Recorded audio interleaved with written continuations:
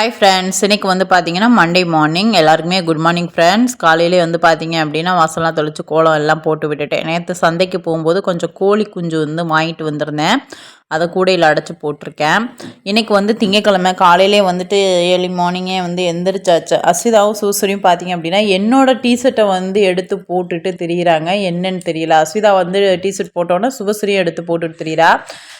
நான் வந்து நேற்று வந்துட்டு இட்லி மாவுக்கு வந்துட்டு அரைச்சி வச்சுருந்தேன். நல்லாவே வந்து பொங்கி வந்துடுச்சு ஃப்ரெண்ட்ஸ். அதுக்கப்புறம் இந்த டிஷ்யூ பேப்பர் வைக்கிறதுக்கு எனக்கு எதுவுமே வந்துட்டு சரியாக வந்து செட் ஆகலை. ஆர்டர் போட்டும் நான் வாங்கலை. சரி, இதுக்கு எதுக்கு ஆர்டர் போட அப்படின்னு சொல்லிட்டு அதுக்கப்புறம் பார்த்தீங்க அப்படின்னா ஒரு பிளாஸ்டிக் டப்பா வந்து இருந்துச்சு. அதில் வந்துட்டு இந்த டிஷ்யூ பேப்பரை வந்து வச்சுட்டேன். இது வந்து எடுக்கிறதுக்கும் ரொம்ப ஈஸியாகவே இருக்குது. நெக்ஸ்ட் வந்து பார்த்தீங்க அப்படின்னா இப்போ காலையிலேக்கு பிள்ளைங்களுக்கு வந்துட்டு ஹெல்த் மிக்ஸ் போட்டு நான் வந்துட்டு பால் ஊற்றி மிக்ஸ் பண்ணி இதை வந்து கொதிக்க வச்சுட்டு ஜீனியோ இல்லை நாட்டு சர்க்கரையோ போட்டு இன்னைக்கு காலையிலேக்கு அவங்களுக்கு வந்து இதை வந்து கொடுத்துட போகிறேன். பால் டீ இந்த மாதிரிலாம் போட்டு கொடுத்தோம் அப்படின்னா அதை குடிக்கிறதுக்கு 1 மணி நேரம் ஆக்கிடுவாங்க. அதனால் வந்துட்டு காலையில் சாப்பிடாமையே வந்து ஸ்கூலுக்கு போகிற பழக்கம் என் பிள்ளைங்களுக்கு இருக்குது.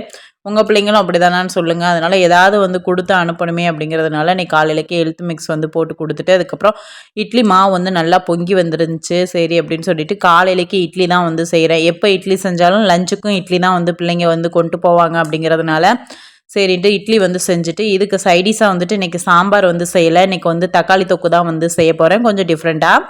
அதுக்கப்புறம் வந்து பார்த்தீங்க அப்படின்னா அந்த ஹெல்த் மிக்ஸ் வந்துட்டு நல்லா வந்து கொதிச்சிட்ருக்கும் போதே நல்லா வந்து மிக்ஸ் பண்ணி விடுறேன். ஏன்னா வேகும்போது கட்டிப்படும் அதனால்.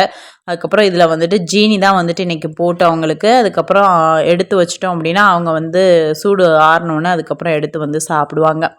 ஆளுக்கு ஒரு டம்ளரில் வந்துட்டு ஹெல்த் மிக்ஸ் வந்துட்டு ஊற்றி கொடுத்துட்டேன். இது பார்த்திங்க அப்படின்னா நானே செஞ்சது, கம்மியான இன்க்ரீடியன்ட்ஸ் வச்சு செஞ்சது. டேஸ்ட் அவ்வளோ சூப்பராக இருக்கும்.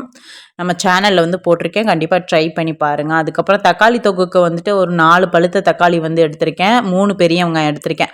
தக்காளியை வந்து கட் பண்ணி நம்ம மிக்சி ஜாரில் வந்து போட்டுக்கலாம். போட்டுட்டு இதை வந்துட்டு நல்லா மிக்சியில் வந்து அரைச்சி எடுத்துக்க போகிறோம். நெக்ஸ்ட்டு வந்துட்டு வெங்காயம் எல்லாமே வந்துட்டு தக்காளி தொகுக்கு வந்துட்டு நீல வாக்கில் கட் பண்ணி நம்ம வந்து எடுத்து வச்சுக்கலாம். இப்போ வந்துட்டு மிக்சியில் வந்துட்டு தக்காளி வந்து பேஸ்ட்டாக வந்து அரைச்சி எடுத்துக்கிறேன் ஃபஸ்ட்டு. அதை வந்து அரைச்சி எடுத்துட்டோம் அப்படின்னா அடுத்தடுத்து நம்ம சமைக்கிறதுக்கு ஈஸியாக இருக்கும். இப்போ ஒரு கடாய் வச்சுட்டு இதில் வந்துட்டு எண்ணெய் வந்து சேர்த்துக்கிறேன். நான் வந்துட்டு ரீஃபைண்ட் ஆயில் வந்து சேர்த்துருக்கேன். நீங்கள் நல்லெண்ணெய் இருந்துச்சு அப்படின்னா அது சேர்த்துக்கோங்க. அதுக்கப்புறம் வந்து பார்த்தீங்கன்னா கடுகு, உளுந்தம்பருப்பு, கொஞ்சமாக வந்துட்டு சோம்பு வந்து நான் வந்து சேர்த்துக்கிறேன். சோம்பு வேணும்னா நீங்கள் சேர்த்துக்கலாம், இல்லாட்டி ஸ்கிப் பண்ணிடுங்க. ஆனால் சோம்பு சேர்த்தோம் அப்படின்னா நல்லாயிருக்கும். இதெல்லாம் பொரிஞ்சதுக்கப்புறம் நறுக்கி வச்சுருக்க பெரிய வெங்காயத்தை வந்துட்டு நம்ம இதில் சேர்த்து கொஞ்சமாக உப்பு சேர்த்து இதை வந்துட்டு நம்ம வந்து வதக்கிக்கலாம். அதோட பார்த்தீங்க அப்படின்னா கொஞ்சமாக வந்துட்டு நல்ல ஃப்ரெஷ்ஷாக உள்ள கருவேப்பிலை வந்து சேர்த்துக்கோங்க. என்கிட்ட வந்து இருந்த கருவேப்பிலையை வந்து சேர்த்து நான் நல்லா வந்துட்டு வதக்கிக்கிறேன். இது நல்லா வந்து வதங்கணும். ரொம்பலாம் வந்துட்டு ப்ரௌன் ஆகக்கூடாது. கண்ணாடி பதத்துக்கு அது மடங்கி நல்லா வந்து வதங்கிடணும்.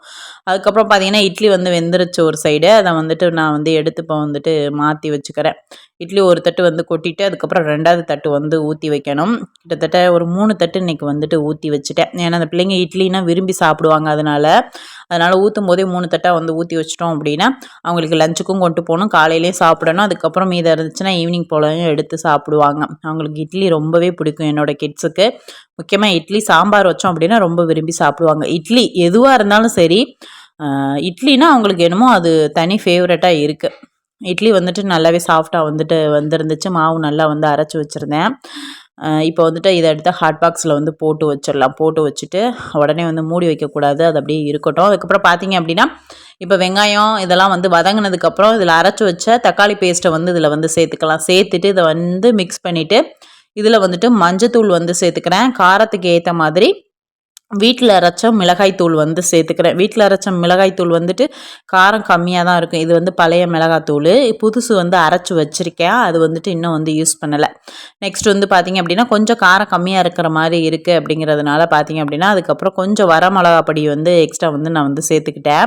இந்த ஃபோனில் லைட்டை வந்துட்டு ஆஃப் பண்ணோம் அப்படின்னா நல்லா வந்துட்டு பாருங்கள் ரெட் கலரில் தெரியுது. லைட்டு போட்டோம் அப்படின்னா அது ஒரு கலராக வந்து தெரியுது. அதுக்கப்புறம் வரமிளகா பொடி லைட்டாக வந்து நான் வந்து சேர்த்துக்கிட்டேன். கொஞ்சம் காரம் வந்து கம்மியாக இருக்கிற மாதிரி இருந்துச்சு, கொஞ்சம் இனிப்பு சுவை இருக்கிற மாதிரி இருந்துச்சு தக்காளி வந்து போட்டிருக்கிறனால. நெக்ஸ்ட் வந்து பார்த்திங்கன்னா எக்ஸ்ட்ரா வந்துட்டு அந்த மிக்சி ஜாரில் வந்து இருந்ததை வந்து கழுவி இதில் வந்து சேர்த்து அதை வந்து கொதிக்க விடுறேன். அதுக்கப்புறம் பார்த்திங்க அப்படின்னா எனக்கு வந்துட்டு காலையிலேக்கு பிளாக் டீ தான் வந்து போட்டுட்டு சைட் பை வந்துட்டு இதை வந்து மிக்ஸ் பண்ணி விட்டுக்கிட்டே இருக்கேன். நான் அடி பிடிச்சிடாமல் நம்ம வந்துட்டு சிம்லேயே வச்சு இதை வந்து கொதிக்க வைக்கணும் தக்காளி தொக்கு. அதுக்கப்புறம் வந்து பார்த்திங்க அப்படின்னா சுபஸ்ரீயை வந்து கொஞ்சம் நேரம் தூக்கி வச்சு கொஞ்சிட்டு அதுக்கப்புறம் பார்த்திங்கன்னா அவங்களை கடகட குடுகுடுன்னு இப்போ வேகமாக வந்துட்டு ஸ்கூலுக்கு வந்து கிளப்பணும். எவ்வளோ சீக்கிரம் கிளப்புறோமோ அவ்வளோ சீக்கிரம் நம்மளுக்கு நல்லது அந்த மாதிரி. அதுக்கப்புறம் பார்த்தீங்கன்னா, இவ்வளோ தூக்கி வச்சுட்டு கொஞ்சம் நேரம் வந்து விளையாண்டுட்டு இருந்தேன். என்னோட டீஷர்ட்டை வந்து எடுத்து போட்டுட்டு, கழட்டு அப்படின்னா, அக்கா போட்டிருக்கு, அக்கா கழட்டுனா நான் கழட்டி வைக்கிறேன், இல்லாட்டி நான் கழட்டி வைக்க மாட்டேன் அப்படின்னு சொல்லிட்டா சுபஸ்ரீ. அதுக்கப்புறம் பார்த்தீங்க அப்படின்னா, தக்காளி தொக்கு வந்துட்டு சூப்பராக வந்துட்டு ரெடி ஆயிடுச்சு. இப்போ இட்லிக்கு வச்சு நல்லா சாப்பிட்லாம்.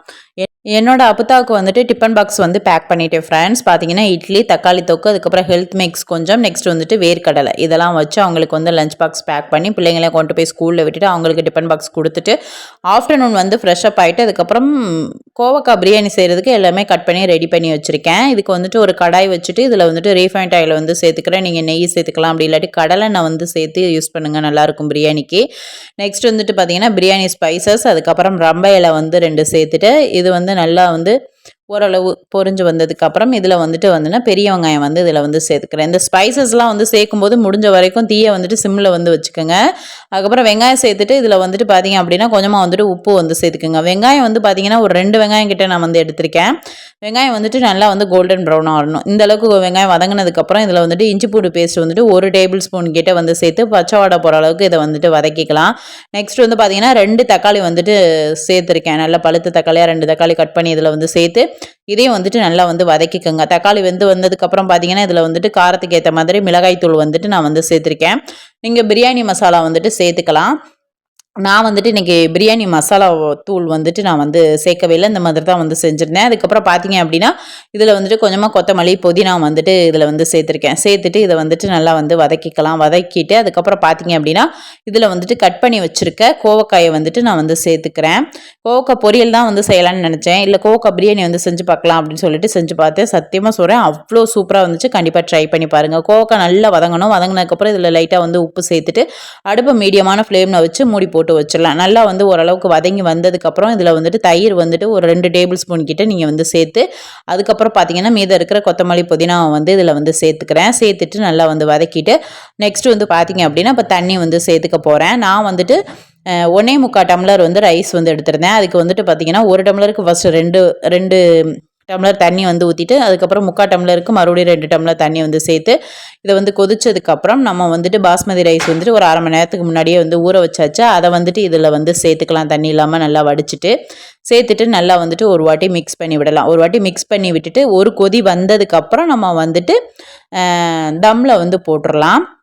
இப்போ பார்த்தீங்க அப்படின்னா இப்போ வந்து தம்மில் வந்து போட்டுடலாம். தண்ணி ஓரளவு வந்து சுண்டி வந்திருக்கு இல்லையா, இந்த ஸ்டேஜில் வந்துட்டு தம்மில் வந்து போட்டு இதுக்கு மேலே வந்துட்டு ஒரு மூடி வச்சு நான் ஒரு வெயிட்டு வந்து வச்சிட்டோம் அப்படின்னா ஒரு 10லேருந்து ஒரு 25 நிமிஷம் ஆகும் இது வந்துட்டு குக் ஆகி வர்றதுக்கு. அதுக்கப்புறம் பார்த்தீங்க அப்படின்னா இப்போ சூப்பரான கோவக்காய் பிரியாணி வந்துட்டு சூப்பராக வந்துட்டு எம்மியாக வந்துட்டு ரெடி ஆயிடுச்சு. உங்களுக்கு இதில் மசாலா வந்து அதிகமாக வேணும் அப்படின்னா நீங்கள் மசாலா சேர்த்துக்கலாம், இல்லை தேங்காய் பால் சேர்த்துக்கலாம், உங்களோட இஷ்டம். நான் வந்துட்டு மைல்டாக தான் வந்து இன்றைக்கி செஞ்சுருந்தேன். மைல்டாக செஞ்சுருந்தாலுமே அவ்வளோ சூப்பராக வந்துருந்துச்சு. இருந்தாலும் பார்த்தீங்க அப்படின்னா இதில் பிரியாணி மசாலா நான் வந்து சேர்க்கல, ஆனாலுமே வந்துட்டு அந்த பிரியாணி ஸ்மெல் அவ்வளோ சூப்பராக தூக்கலாக இருந்துச்சு. கண்டிப்பாக ட்ரை பண்ணி பாருங்கள். இந்த கோவக்காய் இருந்துச்சு அப்படின்னா ஒரு வாட்டி இந்த கோவக்காய் பிரியாணி வந்து செஞ்சு பாருங்கள். அவ்வளோ சூப்பராக இருந்துச்சு. ஃபர்ஸ்ட் டைம் ட்ரை பண்ணியிருந்தேன், ரொம்பவே சக்ஸஸாக வந்துருந்துச்சு. இதோட இந்த வீடியோ முடியுது ஃப்ரெண்ட்ஸ். இந்த வீடியோ பிடிச்சிருந்துச்சு அப்படின்னா மறக்காமல் லைக் பண்ணுங்கள், ஷேர் பண்ணுங்கள், சப்ஸ்கிரைப் பண்ணுங்கள். நெக்ஸ்ட் வீடியோவில் பார்ப்போம். பாய்.